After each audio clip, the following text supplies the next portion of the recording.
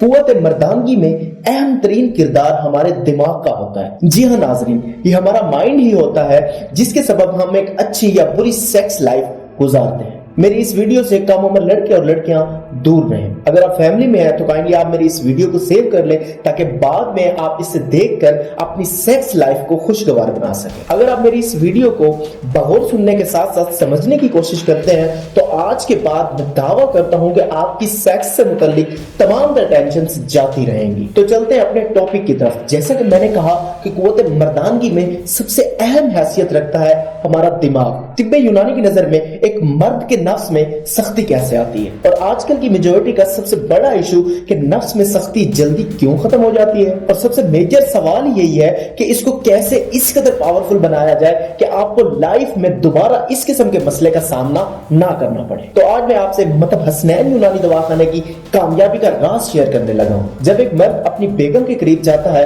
یا اس کے برعکس کوئی ویڈیو یا پھر جسٹ اپنے مائنڈ میں ہی سیکس کا تخیل بناتا ہے تو مرد کے دماغ میں ایک تحریک اجاگر ہوتی ہے جو کہ ہمارے نفس کو نینو سیکنڈ میں پیغام پہنچاتی ہے، اور نینو ہی سیکنڈ میں ہمارا دماغ اس تحریک سے ہمارے نفس کو حرکت میں لاتا ہے۔ اس کے فوراً بعد ہمارا دماغ دل کو پیغام پہنچاتا ہے کہ وہ قوت سے خون کو پمپ کر کے ہمارے نفس کی طرف منتقل کرے تاکہ اس سے نفس کھڑا ہو، اور اس کے بعد چند ہی لمحوں میں مرد محسوس کرتا ہے کہ اس کے نفس میں پھیلاؤ آ گیا ہے، اس کا نفس بڑھ گیا ہے، اس کے نفس کے سائز میں انکریزمنٹ آئی ہے، اس کے نفس کے موٹاپے میں انکریزمنٹ آئی ہے، اور نفس کی سختی میں انکریزمنٹ آنے لگی ہے۔ ناظرین، دراصل انکشاف تو یہ ہے کہ یہ ہمارا دماغ ہی ہوتا ہے جو کہ ہماری قوت ماسکہ کو حکم دیتا ہے کہ یہ اس قوت شدہ پمپ خون کو نفس میں روک لے اور اس کے واپسی کے بہاؤ کو قطع کر دے تاکہ نفس میں سختی، نفس میں ہوشیاری اور نفس میں شہوت برقرار رہے۔ تو واضح ہو گیا کہ ان تمام تر پروسیس میں دماغ کا ایک مین کردار ہے، مگر اس کے برعکس کچھ لوگ، ان کو کئی دن تک ہوشیاری نہیں آتی ہے تو کم آتی ہے،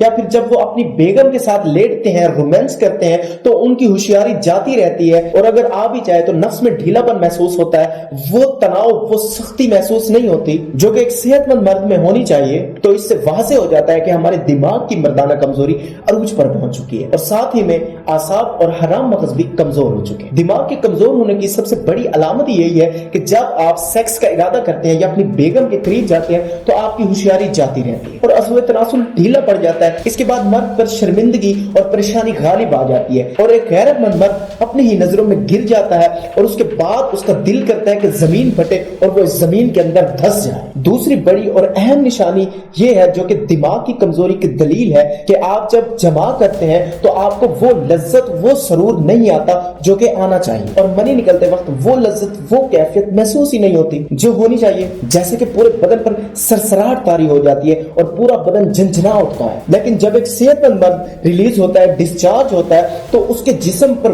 وہ کیفیت، وہ لذت طاری ہوتی ہے کہ اس کے بعد وہ اپنی بیگم سے لپٹ جاتا ہے، اور یقیناً اچھے فور پلے میں اچھی طرح سیکس کرنے کے بعد صرف عورت ہی نہیں بلکہ مرد بھی اپنی بیگم کا دیوانہ ہو جاتا ہے۔ مگر اس کے برعکس جو مرد ذہنی صحت میں کامل نہیں ہوتا، اسے بس لگتا ہے کہ منی نکل گئی ہے، یا پھر کبھی کبھار تو وہ یہ بھی محسوس نہیں کر پاتا کہ وہ ڈسچارج ہوا بھی ہے یا پھر نہیں، اور نفس میں اپنے آپ ہی سختی جاتی رہتی ہے۔ ناظرین، یہ سب ان کرموں کا نتیجہ ہے جو کہ آپ نے اپنی ابھرتی جوانی میں کچھ گناہ اپنے ہاتھوں سے سرزد کیے تھے، اور اس کے بعد کچھ ایسے ہی لوگ اپنے آپ کو بدماشی کے طور پر متعارف کرواتے ہیں اور بڑے بڑے شاپروں کے ساتھ دنیا ہلانے کی باتیں کرتے ہیں۔ ابے تو پہلے ہاتھ ہلانا تو بند کر، دنیا کو بعد میں ہلانا۔ اگر آپ اپنی ازدواجی زندگی سے لطف اندوز ہونا چاہتے ہیں تو آپ پر لازم ہے کہ سب سے پہلے آپ اپنی دماغی کمزوری کا علاج کروائیں، نہ کہ مس گائیڈنس کی وجہ سے کچھ عطائی ڈاکٹرز اور عطائی حکماء کے متھے چڑھ کر اپنے آپ کو گرم اور ٹھنڈی ادویات پر لگا کر یا پھر طاقت کے مختلف ڈرپس وغیرہ لگوا کر اپنی کڈنی اور لیور کو ڈیمیج ہونے سے